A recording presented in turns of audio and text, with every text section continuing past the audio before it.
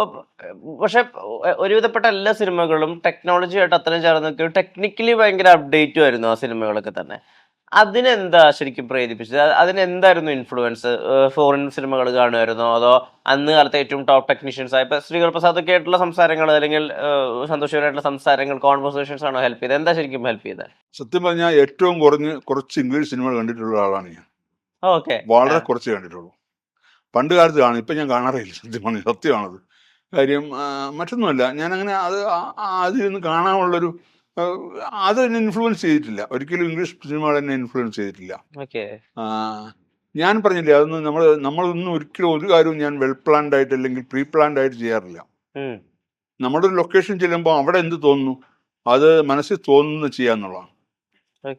അത് അപ്പം തോന്നിക്കുന്നത് ചെയ്യും. അല്ലാതെ നേരത്തെ പ്ലാൻ ചെയ്തിട്ട് അല്ലെങ്കിൽ നമ്മൾ സ്റ്റോറി ബോർഡ് ഉണ്ടാക്കി അല്ലെങ്കിൽ ഷോർട്ട് ഡിവൈഡ് ചെയ്ത് അങ്ങനെയൊന്നും ഞാൻ ലൊക്കേഷൻ ഇന്നൊരു സിനിമയും ഷൂട്ട് ചെയ്തിട്ടില്ല. പിന്നെ വേറൊരു കാര്യം കൂടെ പറഞ്ഞു കഴിഞ്ഞാൽ, എൻ്റെ പല സിനിമകൾക്കും സ്ക്രിപ്റ്റും പൂർണ്ണമായിട്ടുണ്ടാവാറില്ല. എന്തെങ്കിലും ഒരു സാധനം ഉണ്ടാവും, ആ ലൊക്കേഷൻ വെച്ചായിരിക്കും മിക്കവാറും അതൊന്ന് ഇംപ്രൂവൈസ് ചെയ്യുക. മിക്കവാറും എല്ലാ സിനിമകൾക്കും അങ്ങനെയാണ് സംഭവിച്ചിട്ടുള്ളത്. അങ്ങനെ ഒരു വളരെ വെൽ പ്ലാൻഡ് ആയിട്ടുള്ള സ്ക്രിപ്റ്റ് എന്ന് പറഞ്ഞാൽ 1-2 സിനിമകൾക്ക് മാത്രമേ ഉള്ളൂ. ബാക്കിയെല്ലാം റൈറ്റർ കൂടെ ഉണ്ടാവും. ഇപ്പം നമ്മൾ ആ സിനിമ അപ്പം ആ സീക്വൻസ് ഉണ്ടാവും, ആ വൺ ലൈൻ ഉണ്ടാവും. ആ സിനിമയിലെ ഡയലോഗ്സ് പോലും നമ്മൾ ആ ലൊക്കേഷനെ ബേസ് ചെയ്തിട്ടായിരിക്കും എഴുതുന്നത്. നമ്മൾ ഒരു ലൊക്കേഷനിൽ എന്തൊക്കെ സാധ്യതകളുണ്ട്, ആ സാധ്യതകൾ വെച്ചിട്ടായിരിക്കും ആ സീൻ ക്രിയേറ്റ് ചെയ്യുന്നത്. നേരത്തെ ക്രിയേറ്റ് ചെയ്തിട്ട് നമ്മൾ സീൻ നമ്മൾ മനസ്സിൽ പ്ലാൻ ചെയ്തിട്ട് ലൊക്കേഷൻ ചെന്നാൽ നമ്മൾ സെറ്റ് ഇട്ട് ചെയ്യുകയാണെങ്കിൽ ഓക്കെ, നമ്മുടെ മനസ്സിലുള്ള സെറ്റ് നമുക്ക് ഇടാം. അതല്ലെങ്കിൽ നമ്മൾ ലൊക്കേഷൻ ചെല്ലുമ്പോൾ ആ ലൊക്കേഷനിൽ ചിലപ്പോൾ നമ്മൾ ഉദ്ദേശിക്കുന്ന പോലെ ഷോട്ട് വെക്കാനുള്ള സൗകര്യം ഉണ്ടാവില്ല. അപ്പം നമ്മൾ പ്രീ പ്ലാൻഡ് ആയിട്ട് പോയി കഴിഞ്ഞാൽ അവിടെ ചിലപ്പോൾ വർക്കൗട്ട് ആവില്ല. അപ്പം നമ്മുടെ മനസ്സിലത് വല്ലാതെ നമുക്ക് അങ്ങനെ ചെയ്യാൻ പറ്റിയില്ലല്ലോ എന്നുള്ള ഒരു വല്ലാത്തൊരു ഒരു ഇതുണ്ടാവും. പക്ഷേ ഇതങ്ങനെയല്ല, നമ്മൾ അവിടെ ചെന്നിട്ടാണ് പ്ലാൻ ചെയ്യുന്നത്. അതിങ്ങനെ എടുക്കാം, ഇങ്ങനെ എടുക്കാം. അപ്പം ആ രീതിയിലാണ് മിക്കവാറും എൻ്റെ എല്ലാ സിനിമകളുടെയും ഒരു പാറ്റേൺ നടന്നിട്ടുള്ളത്. ഇപ്പൊ ഞാൻ ഉദ്ദേശിച്ചിരുന്നത്, ഇപ്പൊ ബഡാദോസിൽ ഒരു സീക്വൻസ് ഉണ്ടല്ലോ, ഒരു മഴയത്ത് മുഖത്ത് ക്യാമഫ്ലാഗ് പോലെ 3 ലൈൻസ് വരച്ചിട്ട് ഒരു വലിയ ഓവർ കോട്ട് ഇട്ടിട്ട് ഒരു ബൈക്കിൽ വന്നിട്ട് സുരേഷ് ഗോപി ഒരുപാട് പേര് വധിക്കുന്ന ഒരു സീക്വൻസ് ഒക്കെ ഉണ്ട്. അപ്പൊ ഇത് ശരിക്കും കുറച്ച് വർഷങ്ങൾ ബഡാദോസിന് തന്നെ കുറച്ച് വർഷങ്ങൾ മുമ്പ് പണീഷർ എന്നുള്ള പേരിലൊരു ഒരു മാർവൽ ക്യാരക്ടർ ഉണ്ടായിരുന്നു. അതിന് ഏകദേശം ഇതേപോലെ കോസ്റ്റ്യൂംസ് അത് അങ്ങനെ തന്നെയാണ് ആളുകളെ വധിക്കുക, പണിഷ് ചെയ്യുക എന്നുള്ളതിനാണ് ആ ക്യാരക്ടറിനെ പ്രത്യേകത. അപ്പൊ ഞാൻ വിചാരിച്ചു ഇതിന് ഇൻസ്പയർഡ് ആയിട്ടായിരിക്കും ഈ ലുക്കും ഈ പണിഷർ. അപ്പൊ ഞാൻ വിചാരിച്ചു, പക്ഷെ ഭയങ്കര സ്റ്റൈലിഷ് ആയിരുന്നു അത്. നമ്മളതിന് മുമ്പ് അങ്ങനെ കണ്ടിട്ടൊന്നുമില്ലല്ലോ. ഇപ്പൊ ആളുകളെ വധിക്കാൻ മുമ്പ് ഇവിടെ 3 ലൈൻസ് ഒക്കെ വരച്ചിട്ട്.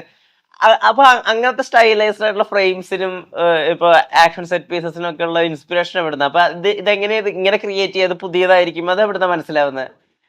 ഞാൻ പറഞ്ഞില്ലേ, അത് ഞാൻ സിനിമ കണ്ടിട്ട് എടുത്തൊന്നുമില്ല. അത് ആളിനെ പെട്ടെന്ന് മനസ്സിലാവരുത്, പക്ഷെ ഒരു പ്രത്യേക രൂപം വേണം, ക്യാപ്പ് ഒക്കെ വെച്ചിട്ട്.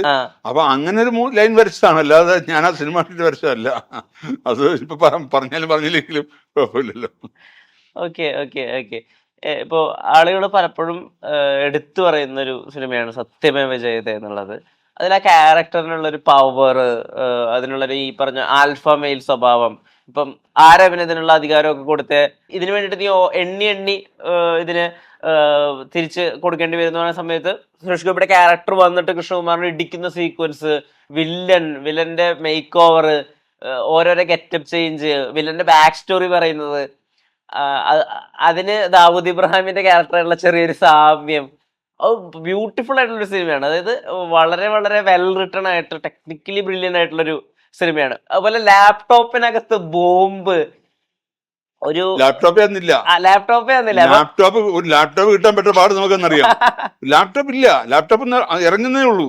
അപ്പൊ 2000-ലാണ് ഈ പറയുന്നത്. 1999-ലാണ് ചോദിക്കുന്നത്. അപ്പൊ ഈ ടെക്നിക്കൽ അപ്ഡേഷൻ ഉണ്ടല്ലോ, അതായത് അതുവരെ കാണാത്ത രീതിയിൽ അതിനെ മേക്ക് ചെയ്തിരിക്കുന്നത്. ഇപ്പൊ ഓരോ ടൈമിലുള്ള ലുക്ക് ചേഞ്ച്, സിദ്ദിഖയുടെ ലുക്ക് ചേഞ്ച്, അതിലുപയോഗിച്ചിട്ടുള്ള ആംഗിൾസ്, സത്യമേവയ്ക്ക് വേണ്ടി മാത്രം ഒരു പ്രിപ്പറേഷൻ, അതിന് പുതിയൊരു കൈൻഡ് ഓഫ് സിനിമ ഉണ്ടാക്കണം, അങ്ങനെ ഒരു ശ്രമം ഉണ്ടായിരുന്നോ?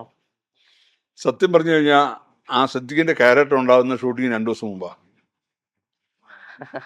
അതായത് അതിന് ആദ്യം ഉണ്ടാക്കിയ സ്ക്രിപ്റ്റ് മൊത്തം ഷൂട്ടിങ് 2 ദിവസം മുമ്പ് ഇരുന്നിട്ട് പൊളിക്കുകയാണ്. അതിൽ വില്ലൻ സിദ്ദിഖിന്റെ ക്യാരക്ടറേ ഉണ്ടായിരുന്നില്ല. അതിൽ ആ മെയിൻ വില്ലനായിട്ടുള്ള അയാളുടെ ക്യാരക്ടർ മാത്രമേ ഉണ്ടായിരുന്നുള്ളൂ. നമ്മുടെ ഡയറക്ടർ രഞ്ജിത്ത് ഉണ്ടല്ലോ, രഞ്ജിത്ത് എൻ്റെ വളരെ അടുത്ത ഫ്രണ്ടാണ്. രഞ്ജിത്താണ് എൻ്റെ രഞ്ജിത്തിന്റെ ആദ്യത്തെ സിനിമ എൻ്റെ സിനിമയാണ് കാലാൾപ്പട. യെസ്. പിന്നെ ആദ്യത്തെ കുറേ സിനിമ രഞ്ജിത്ത് ചെയ്തിരുന്നു. രഞ്ജിത്തിന്റെ 2 സുഹൃത്തുക്കളാണ് ഇതിന്റെ സ്ക്രിപ്റ്റ് എഴുതിയത്. അലക്സ് കടവിലും ജിയയിലായിരുന്നു, രണ്ടുപേരും ജീവിച്ചിരിപ്പില്ല. അപ്പോൾ അവരെഴുതി കഴിഞ്ഞപ്പോൾ അത് കുറച്ച് ആദ്യത്തെ എഴുത്താൻ കുറച്ച് വളവളായിപ്പോയി. അപ്പം ഞാൻ രഞ്ജിത്തിനെ വിളിച്ചു, രഞ്ജിത്ത് നമുക്കൊന്ന് ഇരിക്കണം, ഒന്ന് ഒതുക്കണമെന്ന്. അങ്ങനെ ഷൂട്ടിംഗ് തുടങ്ങുന്നതിന് 2 ദിവസം മുമ്പാണ് ഞങ്ങൾ എറണാകുളത്ത് ഒരു ഫ്ലാറ്റ് ഇരിക്കുന്നത്. ഇതിന് ഒരു രാത്രി കൊണ്ട് പകല് മുഴുക്കിയ സ്ക്രിപ്റ്റ് വായിച്ചു രഞ്ജിത്ത് വൈകിട്ട് പറഞ്ഞു, ഇത് ശരിയാവില്ല, അത് പൊളിക്കണം, ഇതിൻ്റെ ഒരു വില്ലനിയൊക്കെ കുറച്ചുകൂടെ നമുക്ക് നാടൻ രീതിയിലാക്കാം എന്ന് പറഞ്ഞ് ഒരു രാത്രി കൊണ്ടാണ് അതിൻ്റെ 1 ലൈൻ പൊളിച്ചുണ്ടാക്കുന്നത്.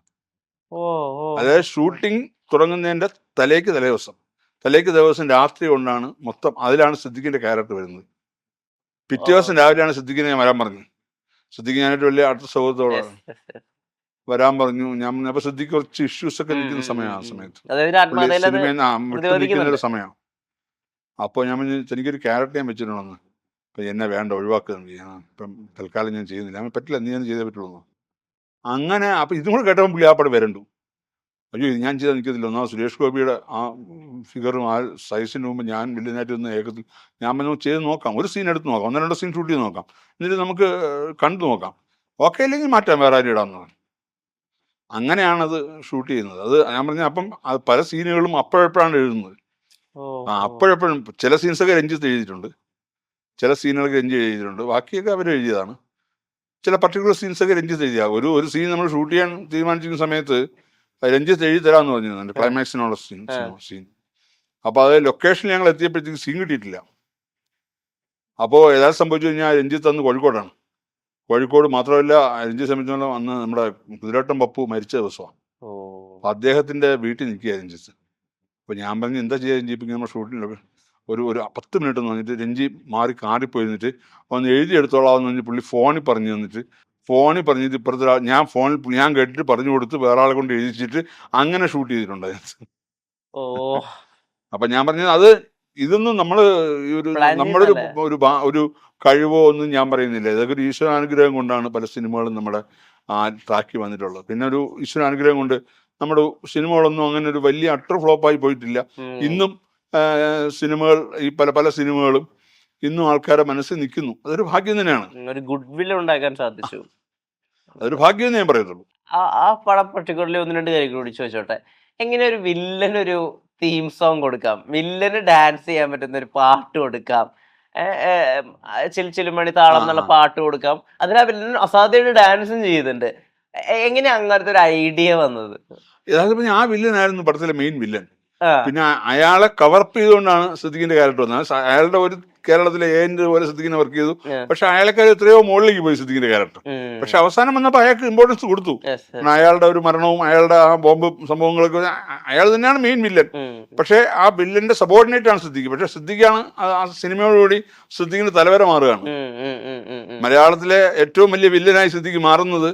അതിനു മുമ്പ് ഒരു സിനിമയെ പോലും അയാൾ ഒരു നെഗറ്റീവ് ക്യാരക്ടർ ചെയ്തിട്ടില്ല. കോമഡിയും അത്യാവശ്യം തമിഴ് സംസാരിക്കുന്ന തമിഴ് ടച്ചും കുടുംബമുള്ള ഒരു വില്ലൻ, അതായത് കുടുംബത്തെ കാണിക്കുന്നുണ്ട്. ദീപാവലി സെലിബ്രേഷന്റെ ടൈമിലൊക്കെയാണ് പ്രധാനപ്പെട്ട തീരുമാനങ്ങളൊക്കെ എടുക്കുന്നത്. അത് വളരെ പുതിയതായിരുന്നു. അതായത് ഇപ്പൊ ഹിന്ദിയിലൊക്കെ നമ്മുടെ രാം ഗോപാൽ വർമ്മയൊക്കെ അങ്ങനെ ചെയ്തിട്ടുണ്ട്. അതായത് ഫാമിലിയോട് കൂടി ഇരിക്കുമ്പോഴൊക്കെ ആയിരിക്കും അയാൾ പല കാര്യങ്ങളൊക്കെ പ്ലാൻ ചെയ്യുക. ആക്ച്വൽ ഗാങ്സ്റ്റേഴ്സ് അങ്ങനെയാണല്ലോ. അതുപോലത്തെ കുറെ സീക്വൻസുകളുണ്ട് സത്യമേവ ജയതേ. ആ രീതിയിൽ വളരെ സ്പെഷ്യലാണ്. ഈ ലാപ്ടോപ്പ് എങ്ങനെ കണ്ടുപിടിച്ചു? അല്ല, ലാപ്ടോപ്പ് വന്ന സമയമാണത്. അപ്പൊ അത് ലാപ്ടോപ്പ് എങ്ങനെ ഉപയോഗിക്കണം, എന്താണ് ലാപ്ടോപ്പ് എന്ന് പോലും ആൾക്കാർക്ക് അറിയില്ല. അപ്പൊ അതിലൊരു സീക്വൻസ്, സലിംകുമാറിന്റെ ഒരു സീക്വൻസ് ഉണ്ട്.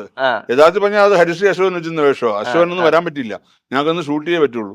അപ്പൊ ആരെ കൊണ്ട് ജയിക്കുമെന്ന് അറിയാതെ ആരോ നമ്മുടെ കൂടെ ഉണ്ടാരോ പറഞ്ഞ് ഇങ്ങനൊരു മിമിക്രി ചെയ്യുന്ന ഒരാളുണ്ട്, അയാളെ വിളിക്കാന്ന് പറഞ്ഞു. സലിംകുമാർ ഈ പടത്തിന് ശേഷമാണ് സലിംകുമാർ ശ്രദ്ധിക്കപ്പെട്ടു തുടങ്ങിയത്.